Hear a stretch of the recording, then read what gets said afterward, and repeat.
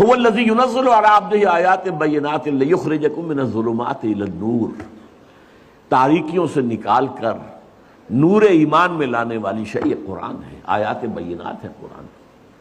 تاریکیاں بہت ہیں، نور ایک ہی ہے، نور ایمان واحد، ہمیشہ قرآن میں واحد آئے گا، انوار کہیں نہیں آیا۔ ظلمات بے شمار ہیں، الحاد کی ظلمت ہے، مادہ پرستی کی ظلمت ہے، شرک کی ظلمت ہے، انکار آخرت کی ظلمت ہے، یہ ظلمتیں تو بے شمار ہیں۔ فرائیڈزم ہے اور ڈارونزم ہے اور مارکسزم ہے، یہ سب ظلمتیں ہیں۔ ان تمام ظلمتوں سے نکال کر نور ایمان کی طرف لانے والا قرآن ہے۔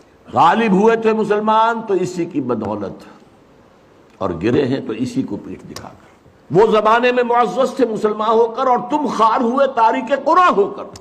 میں جب 5ویں جماعت کا طالب علم تھا تب میں نے یہ شعر پڑھا تھا، اس وقت سے میرے ذہن کے کسی سب سے نچلی سطح پر یہ کندہ ہو گیا تھا، جیسے پتھر میں کوئی چیز جو ہے کندہ ہو جائے۔ اس کو پھر فارسی میں جو کہا اقبال نے، خار از مہجوری قرآن شدی، شکوہ سنجے گردش دوران شدی، اے چو شبنم بر زمین افتندئی، در بغل داری کتاب زندئی۔ اے امت مسلمہ تو خار ہوئی ہے، وہی ضربت علیہم الذلۃ والمسکنہ، قرآن مجید کو چھوڑنے کی وجہ سے تو ذلیل و رسوا ہوئی ہے۔ خارج مہجور یہ قرآن شدی، اور گردش دوران کا شکوہ کرتے ہو خام خواہ، اور اب بھی تمہارے پاس کتاب زندہ موجود ہے۔